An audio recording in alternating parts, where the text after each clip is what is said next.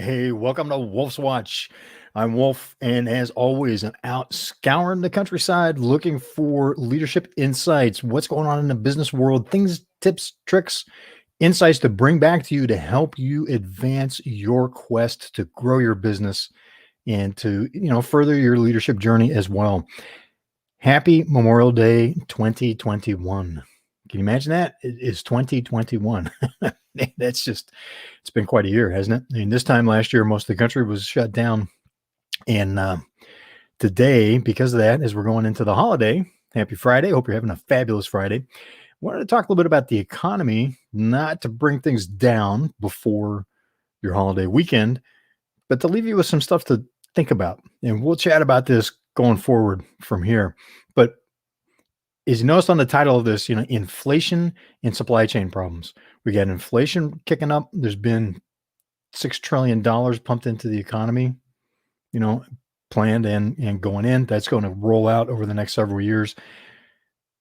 Supply chain problems continue, especially shortages in electronics. So here's something to consider. Early May, like May 4th, May 5th, it was announced that commodities prices, particularly corn, had gone up 30%. So that's going to affect everything, right? Think about how much corn is used. It affects food, it affects feed, it affects travel. Yes, because of ethanol, right? We won't get into the science and the politics of it, but ethanol is mandated by the federal government. So there's a lot of corn, our food, has been diverted into making gasoline or adding into gasoline and ethanol. So when corn goes up, guess what? That affects gas prices. I don't know about where you're at. Here in Southern California, we have seen gas prices go up from 418 or not 418. I'm sorry. My local best price I could get was 318. And it went up to 328 by the beginning of the year. Now it's, we're looking at $4. And that's less than 6 months. It's a lot of inflation. How are you doing with that? Right? Inflation is, and I'm going to be glancing over here, looking at some notes I got to share with you. So we're going to share some stats real quick, and we'll get past the boring stuff and into the juicy meat of it. Okay. Inflation, 3.6% in April. That's up over 1.2% from March. So that's a huge leap, right? It's over a 30% jump in inflation in 1 month. Now, 3%, 3.6% doesn't seem like a lot. However, depending on your perspective, the last 10 years, we've been below 3% for the most part. 3.6% is pretty high. Fed, the federal bank or central bank, Fed is worried about that.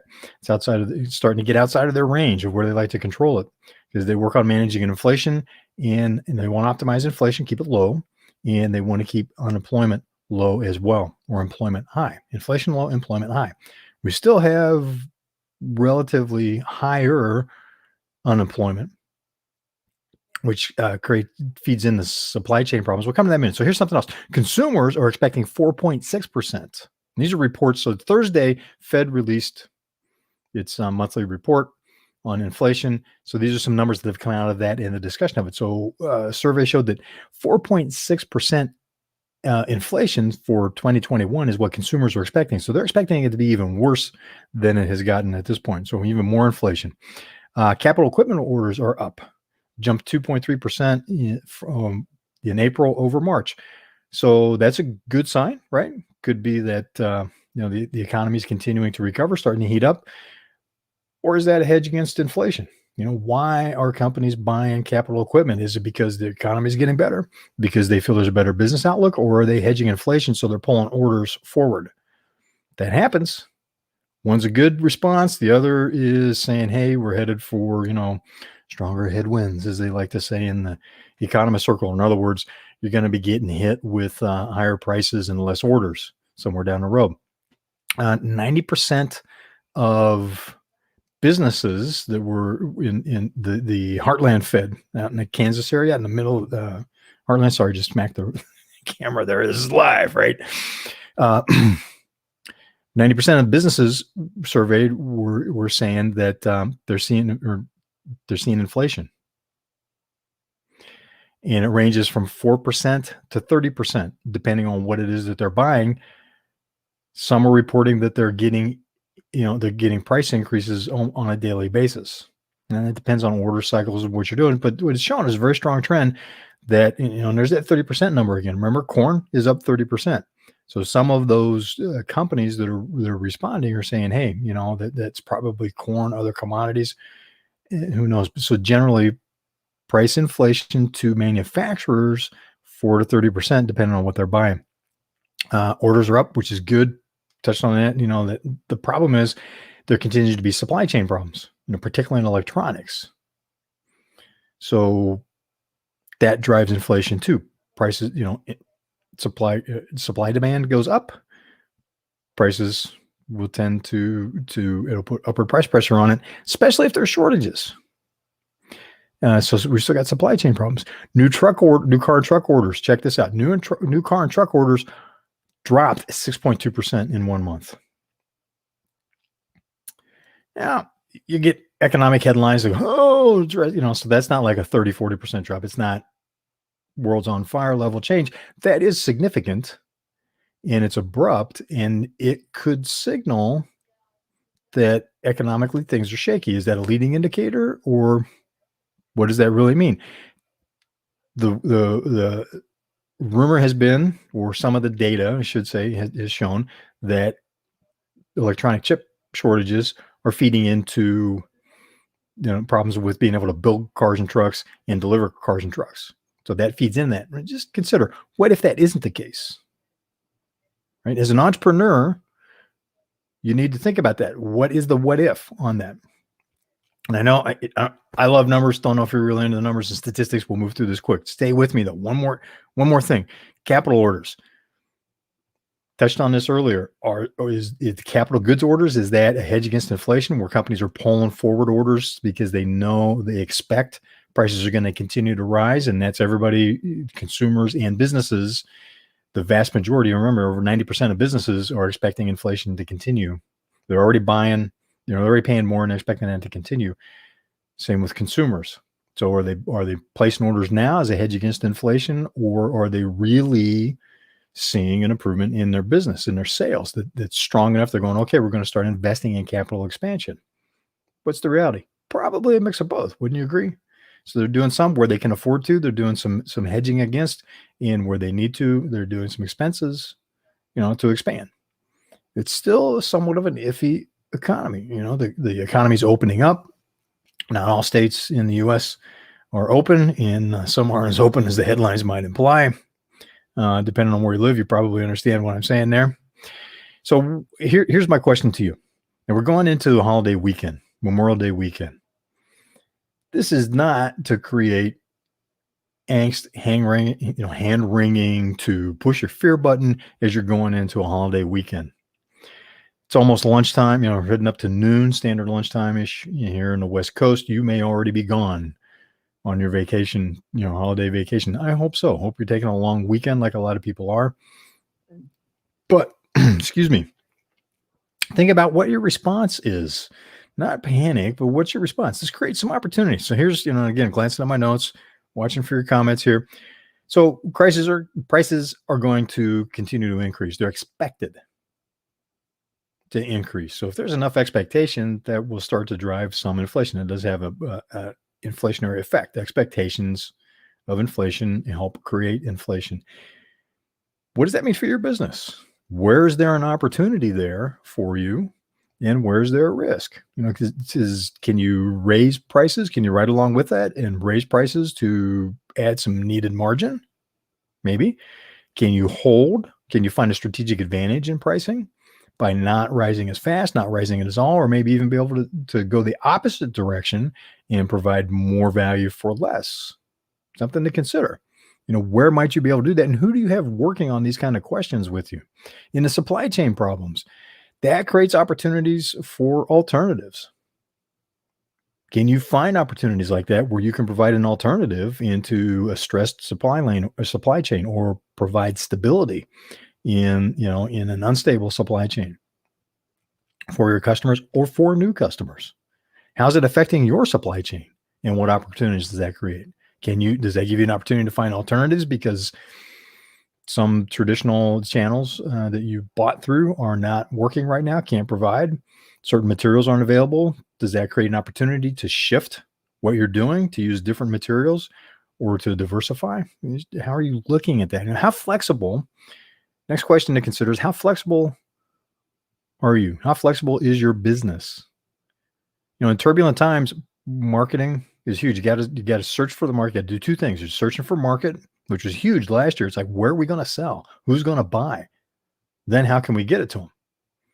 So it's that balance of marketing and operations. You need to work on operations, retune operations to be able to make it affordable to sell in the marketplace, given the rules, given the pressures, the constraints of 2020. Now going into 2021, as the rules, constraints, expectations continue to shift, how flexible are you to continue responding to that so that you can create advantage, so you can hold on to customers that might otherwise look somewhere else because other people are fighting harder for them now?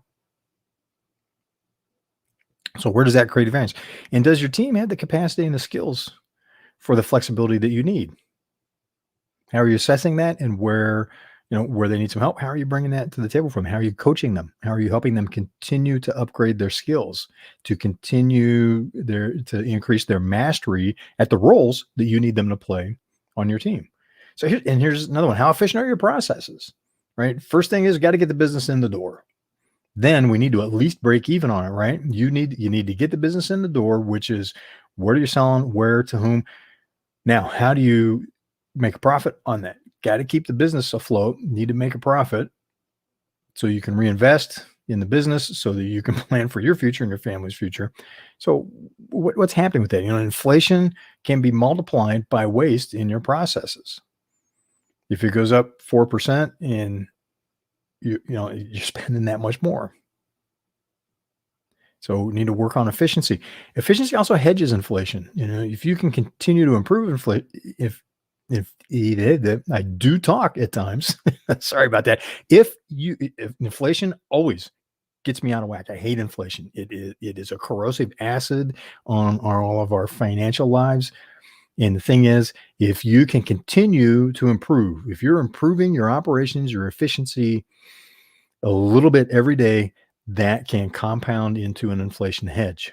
And sometimes it will, well, not sometimes, if you're doing that, if you have that continuous improvement mindset, it will lead you to the big changes, the game changers, the dramatic, all of a sudden we're saving 30, 40, 50% in one swipe, where normally we're making, the difference between a leap, a broad jump, a running broad jump versus taking a step forward. So take that step forward. You need to hedge against inflation, and that can help you maintain margins or even increase margins, and also work into your pricing strategy. Can you gain and hold, a pricing advantage in the marketplace, or flexibility on how you price and collect? And it ties into accounts receivable. And this is another hot button for me. You are tracking accounts receivable, right? Where are you with AR? What's your days aging on your accounts receivable? How much did that grow last year? Are you bringing that back in? Did it stay the same? A lot of businesses, we're seeing that grow. And some of that's strategic, where, you're working with the companies you want to continue to work with. So, you let them stretch it. You take smaller payments, whatever you have to do. And you got to watch that. So thank you for letting me sideline on that for a second. So another thing is, operations will either empower or block the pivots, the innovations, seizing the opportunities that you find as you are actively responding to this continually dynamic marketplace economy that we're in. Right? We got a lot of regulatory changes. There's changes in employment, because people are still, we're still hearing labor shortages, because it's more affordable for people to stay home than to go back to work in some, for some businesses. That's creating problems. There's shortages in materials. There's still international trade restrictions. There's a lot happening. A lot of rules are up in the air in terms of what exactly do you need to do, can you do, in terms of vaccinated, not vaccinated, with your workforce, with your customers, with your workplace. Yeah, it's a lot to stay on top of. Your ability, the level of formality, the level of systemization that you have. So, look at us, and I haven't even been drinking. Imagine what it would be like. Oh my gosh, college days. Like if it was a college holiday. Oh, geez, we wouldn't even be talking. But that's a whole nother thing. Sorry, back to the topic at hand. The level of the level you have processes documented well and clearly, and the discipline that goes into following those makes a huge difference in how well you can respond to changes you need to make. Right? If you need to pivot in the marketplace, if you have loose processes, undefined processes, guess what? You can tell your team what needs to happen all you want. Their ability to implement it will, it'll cause you problems. It's not their fault on the implementation. They should have the processes in place, but that comes back to the earlier question of, do they have the skills and the ability to do that? Have they been provided training in that and coaching in that? How do you go about doing that? So just something to think of, with inflation, operations comes more to the forefront, and marketing doesn't go away. You got to bring the business in, got to deliver on it. So operations is crucial and will be pulled more to the forefront because of the pressure of inflation, where you'll need to be looking at how do you deliver? Where can you trim some expense out in how you operate in order to maintain or grow your margins at a time when it's costing you more and you can't charge more necessarily.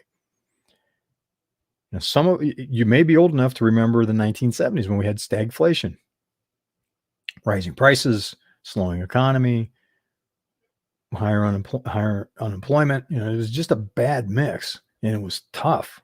Inflation was double digits. People were still buying houses. People were still buying cars. People were still taking trips on airplanes, even though it was ridiculously more expensive than compared to what it has been pre-COVID. We'll see how that's going to play out post-COVID. And now I just leave it at that. I'm not trying to, again, think about how to respond to that. Are you asking the right questions? Are you looking at what the different possibilities are, different potential next 6 months might look like in terms of the economy, in terms of the pressures on your customers, the pressures on your suppliers, the pressures on your team. See, with inflation, that starts putting pressure on your team, because now they're looking at how are they paying for stuff at home? How are they keeping their kids? If they got kids in college, college has been an out of control inflationary spiral all on its own. Creates a great case study for what happens more slowly, but it's the same effect everywhere else. So the more you plan that now, the more you can get ahead of what's coming in the months out.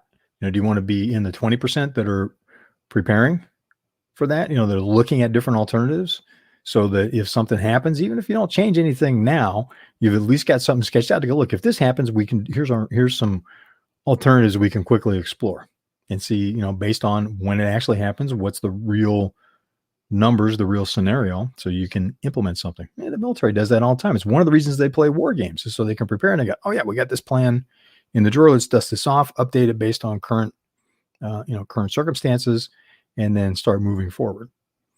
Plus, another thing from the military, as you've already experienced, you plan something. Once you start to implement it, as the military says, no plan, no battle plan ever survives initial contact with the enemy. So once you start implementing a plan, the plan itself is pretty much done. At that point, it's continue to move forward with the framework and adapt to the reality that you're faced as you go forward from there in order to meet your objective. So it's a lot longer than I had wanted to go. I'm watching over here.